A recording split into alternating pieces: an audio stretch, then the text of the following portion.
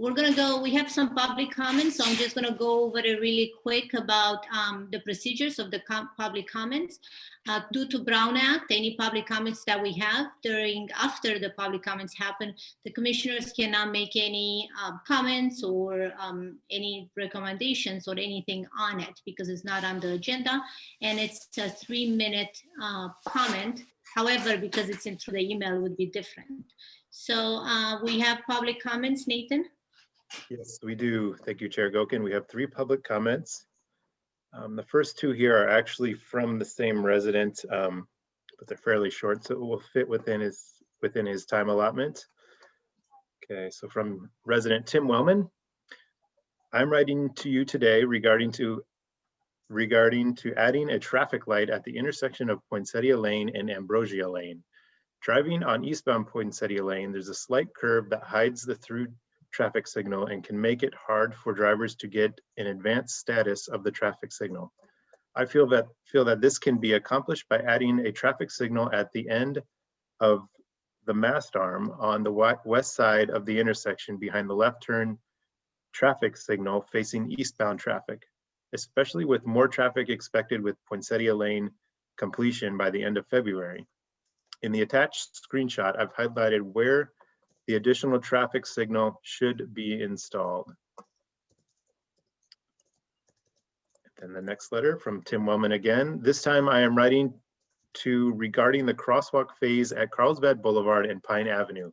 Currently as is, there's a protected crosswalk phase, red traffic light during the entire crosswalk phase crossing Carlsbad Boulevard. Is it possible to coordinate that crosswalk phase simultaneously for those crossing Pine Avenue?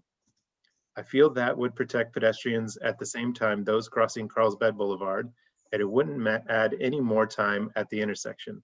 By doing this, there would be a don't walk phase for pedestrians waiting to cross Pine Avenue during the green traffic signal phase for motorists and would reduce the probability of a motorist pedestrian collision.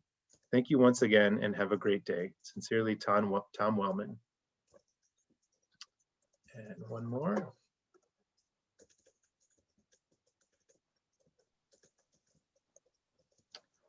This is from Robert Wilkinson, and he would like this issue addressed on a future agenda item of the Traffic and Mobility Commission. It's in regarding to parking in our downtown village. This is not a typical complaint of not having enough parking for patrons, employees, and residents in the village. However, it is a request for better parking management, specifically temporary parking of vehicles making deliveries to businesses that are so critical for a thriving downtown environment in Carlsbad. This should be viewed as best practice management by the city to improve business activity and the safety of all. All management effort, perhaps with the VBA assisting for the betterment of both businesses and their community of customers. Clearly you see this on any 6 out of 7 days of a typical week, trucks sitting in an area not meant for this use.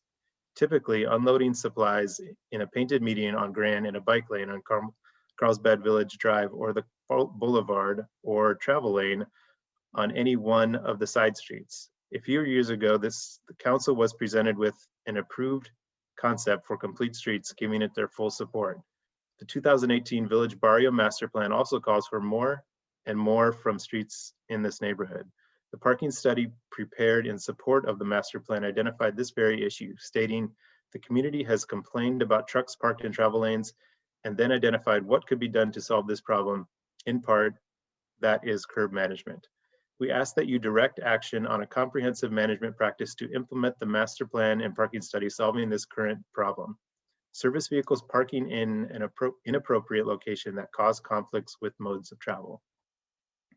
We wholeheartedly support the redevelopment that brings new businesses along our downtown streets. However, each new business must be required to identify the type, size, and frequency of service vehicles for the type of business they plan to have.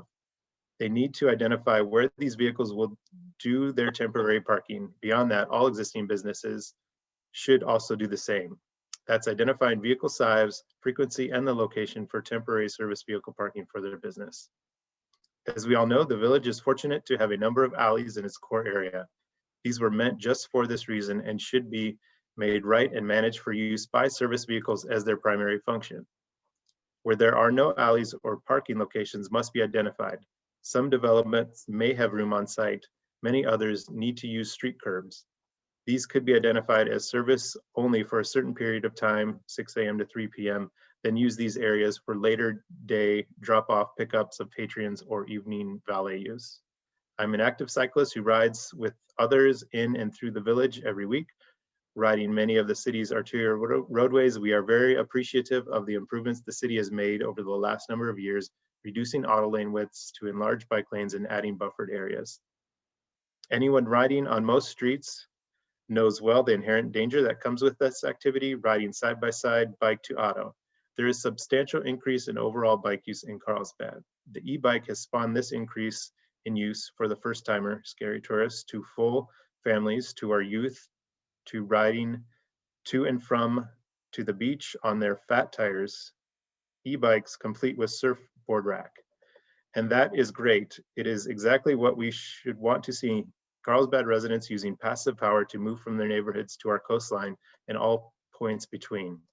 Delivery trucks and bike lanes make gamblers of all those riding, old and young. Will motorists allow me to remove into their auto lane, or I must stop? Many, if not most of the streets in the village are oversized in width. This provides a great opportunity. All of the public ran to reimagine, re-engineer for all modes of travel as per complete streets and meeting our climate action objectives. Supersize our arterial roadways through the city, not just roads in the village we call a village, as that is a contradiction in terms, use, and atmosphere. Please, let's put together a management program to provide the appropriate location and space for temporary parking for all service vehicles that removes the current hazardous conditions. We can and should provide a grace period for some businesses due to the current need for expanded outdoor space at some curbs. However, we must not use that transition period as an excuse not to act now and on this management task. We can do better. Respectfully, Robert Wilkinson. And that is it for the public comments. Okay, thank you.